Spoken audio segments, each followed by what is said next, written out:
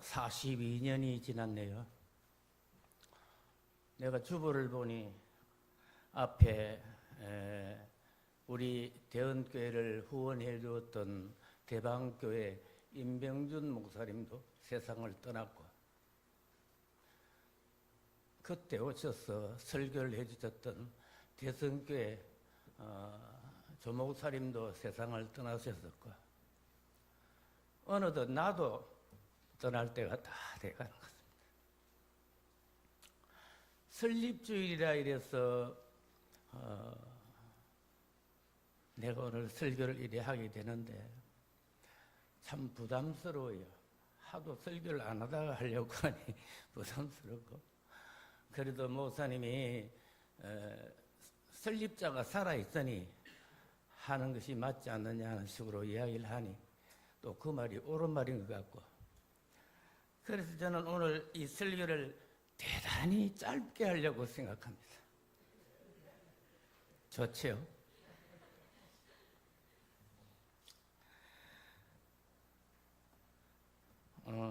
여호와만 섬기라. 이 발음도 잘 안 된다 이제. 여호수아가 여호와만 섬기라 그래 말씀을 하고 있습니다.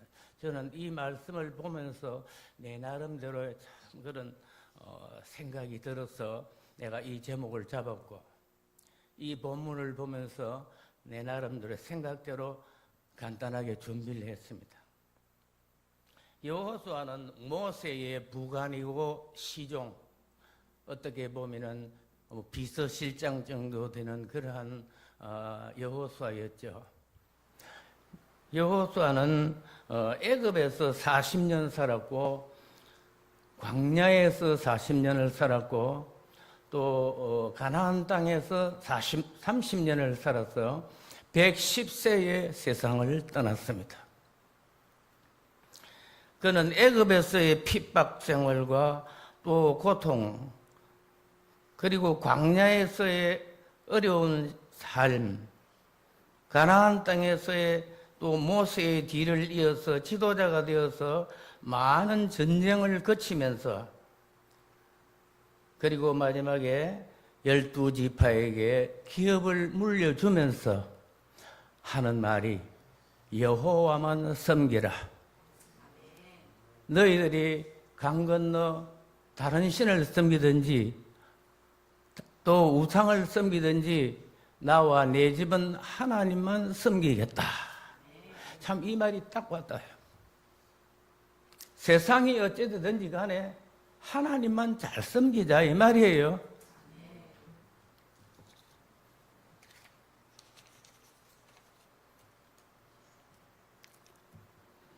여호수아가 왜 이런 말을 했을까 저는 생각해 볼 때에, 여호수아는 첫째로 하나님밖에 없다.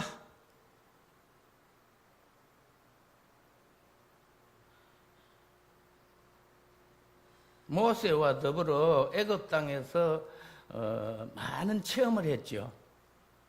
10대 재앙, 뇌물이 피가 된다든지, 또 흑암의 재앙이 온다든지, 막대기를 던지니 뱀이 된다든지, 그 외에도 우박 재앙이라든지 이런 많은 재앙들을 실제로 봤어요. 그리고 마지막에 유월절 재앙, 이스라엘 백성들을 제외한 애굽 사람들의 장남, 초태생은 다 죽이는 이러한 역사를 실제 보고 난 뒤에 이 여호수아는 하나님밖에 없다. 그 생각이 드는 거예요. 홍해 바다를 건널 때도 이스라엘 백성들이 좋아서 급하게 모세의 뒤를 이어서 나왔는데 홍해 바다 앞에 와서 머물고 있을 때에 앞에는 바다가 있고 홍해 바다가 있고 옆으로는 산악이 있고, 그때 바로 왕은 내가 왜 바보짓을 해서 이 백성들 보내가지고 벽돌 뜯기도 하고 건물도 짓고 이런 일을 하면 얼마나 좋은데 왜 내가 바보짓을 했느냐 하면서 군병들 이끌고 뒤를 쫓아왔습니다. 아니, 내가 입이 자꾸 말랐어.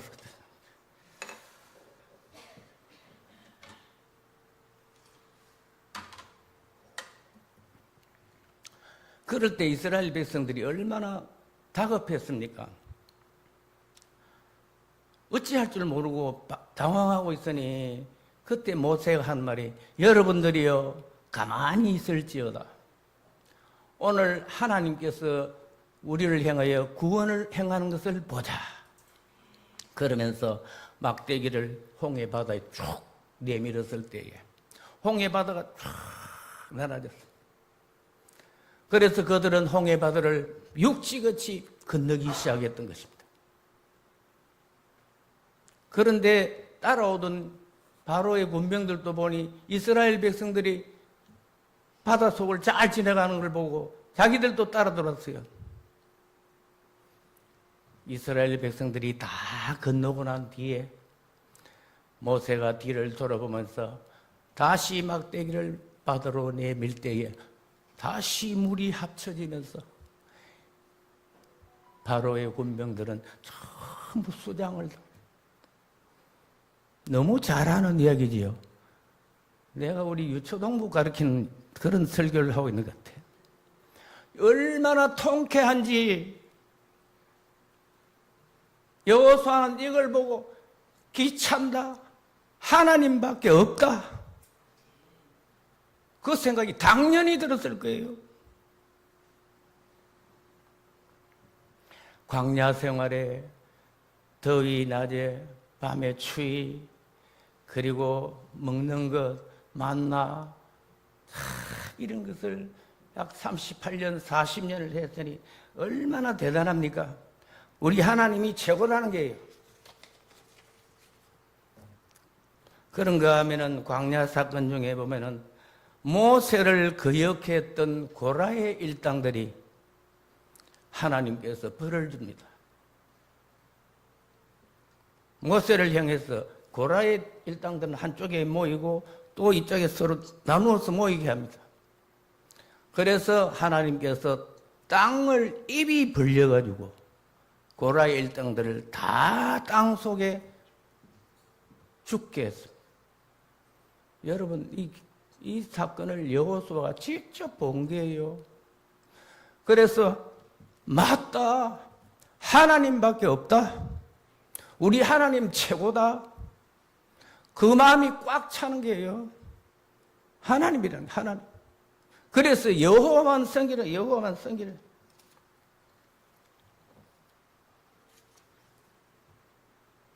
나는 오늘 이 말씀을 근거해가지고 오늘 우리들의 현실을 한번 생각해 보려고 합니다.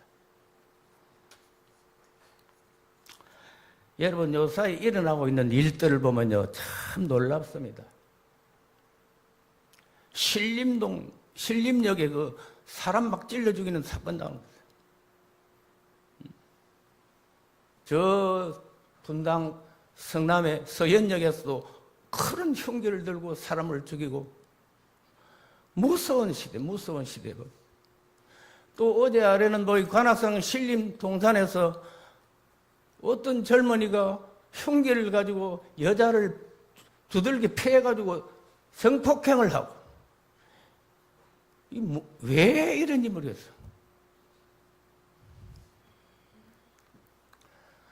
참 무섭다. 무서운 세상이다. 왜 인간들이 이렇게 악하게 되고 이렇게 나쁜 짓을 하고 왜 이렇게 되는가? 참 무서운 세상이에요. 살인 예고도 얼마나 나옵니까? 나 어디서 몇십 명 죽이겠다. 나 저 부산 서면에서 몇십 명 죽이겠다. 전에 없던 이런 일들이 수없이 나오고 있습니다. 참 무서운 세상이다. 그런 생각이 듭니다. 저희 집에 지난 주간에 그런 일이 있었어요. 전화가 하나 왔어요. 전화를 받고 보니 이 집이 도영이 아버님, 어머님 되겠냐 이게 그렇다. 도영이가 지금 교통사고가 나가 있습니다. 그 우리의 그 어떤 내력을 어떻게 하는지 우리 할매들이 잘 모를 줄 알고 그렇게 전화가 왔어요. 딱 한번 끊었어요, 처음에. 또다시 왔어요. 내가 한 받아. 처음 먼저는 우리 집안 받고 내가 받아. 우는 소리가 나고 애들이 울고 그래요. 사람을 속이는 게요. 그래서 나중에 우리 애들한테 확인을 해봤더니 아무 일이 없어. 참 이 세상이 무서운 세상, 무서운 세상. 우리 총신 70일의 동창들 카톡이 있는데 거기에 뭐라고 왔는가 하니까네. 보통 주차장에 자기 차에는 전화번호 적어놓지 않습니까? 근데 이 전화번호를 딱 가져가서 말이지. 내가 여기 강대상에서 이 말을 하기가 조금 욕을 하기가 조금 그런데 야 이 자식아 차 빼라 차 빼라 예? 뭐 아주 무지한 욕을 하는 게 야 이 자식아 임마 전화해 임마. 그래서 어떤 사람이 화가 나서 전화를 했더니 딱 끝나고 난 뒤 25만 원이 결제가 딱 나오더라. 그런 일도 있고 그런 일도 있고. 이 세상이 어떻게 될지 모르겠어. 세상이 어떻게 될지 무서운 세상이라.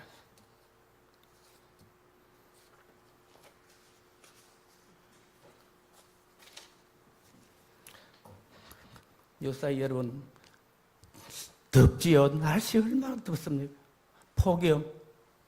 나 금년 여름 이렇게 더운 거 나 그걸 처음 느낍니다. 보통 내가 잠을 자면 뭐 에어컨 한 번 딱 틀면 잘 수 있는데 자고 나서 또 더워서 또 틀어야 되고 자고 하기야 집이 조그만해서 답답해서 그런 거 모르겠지만 얼마나 더운지요 폭염이요. 우리나라 반대쪽에 있는 저 남미 아르헨티나 같은 데도 지금 계절적으로는 겨울이에요, 겨울. 그런데도 그날에서도 31도가 다 넘는 거예요. 스페인, 이태리 45도, 50도. 온 세상이 더워서 못 살겠다는 게 폭염. 무서운 세상. 유엔 사무총장이 말한 것처럼 지구 온난화 시대가 아니고 열대화 시대가 된다. 무서운 시대입니다. 폭우는 어떻습니까? 비는 어떻게 합니까, 여러분? 우리나라에도 뭐 그런 게 있지만도 저 외국 같은 뉴스에 보여 그렇더라고. 한 달 올 비가 하루 만에 다 와버려가지고 막 집이 무너지고 막 떠내려가고 막 난리 여러분. 대형 화재 사건 보세요. 하와이에 지금 100명 얼마 죽었다 하는데 사망이 문제가 아니에요. 실종이 1000명도 넘는데 사망보다 실종이 더한 게요. 시체도 못 찾다는 게요. 이 산불 카나다 지금 스페인에도 통제를 못하는 이러한 산불이 나고 있다는 거예요. 온 세계가 난리입니다. 난리라. 어떻게 보면 세상이 정상이 아닌 것 같아요. 비정상인 것 같아요. 사람도 미친 것 같고 환경도 미친 것 같고 기후도 미친 것 같고 다 미친 것 같아요. 저는 이렇게 볼 때 오늘 우리는 이렇다 할지라도 세상이 변하고 사람이 이렇게 되고 환경이 이렇게 되고 기후가 이렇게 되더라도 오직 변함이 없는 것은 어제나 오늘이나 내일이나 영원토록 동일하신 예수 그리스도밖에 없다는 것입니다. 그래서 우리는 오직 이런 때일수록 하나님은 더 잘 믿자. 하나님 잘 믿자. 다른 거 어째든지 간에 우리는 하나님만 잘 믿자.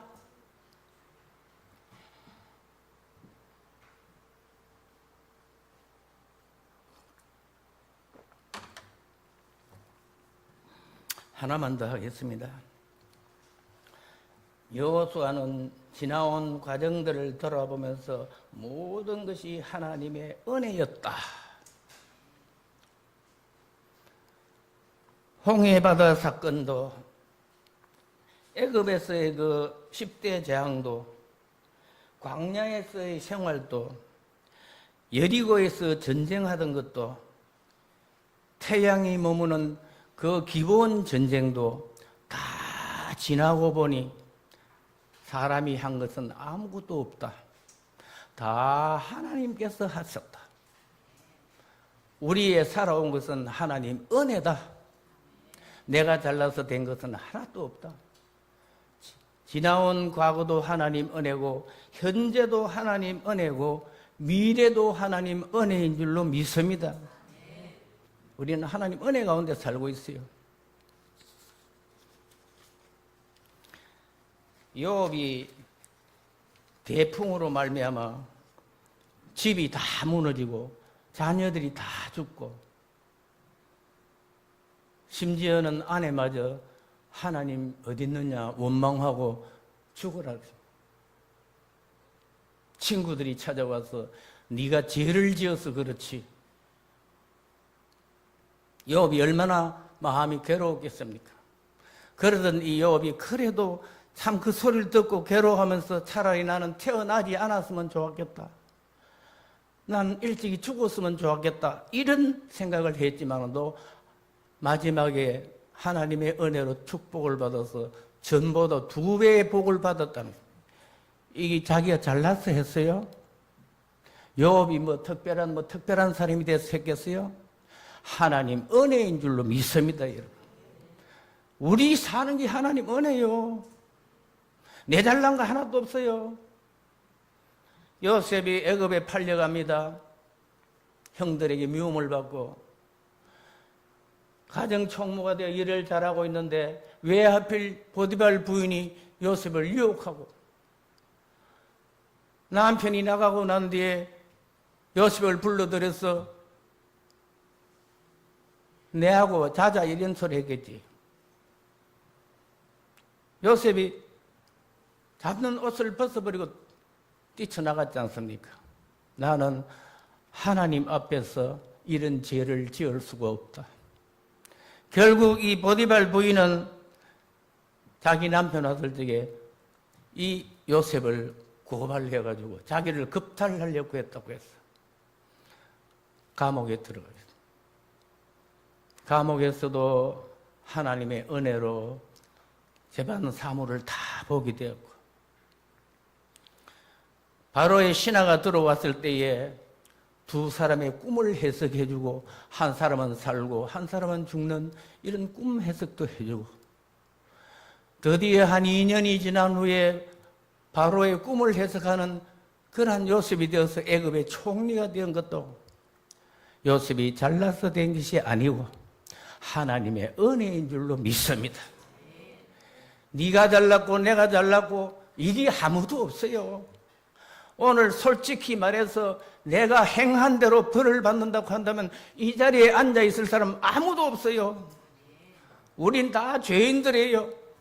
하나님의 은혜로 우리는 살고 있는 줄로 믿습니다. 하나님 은혜입니다.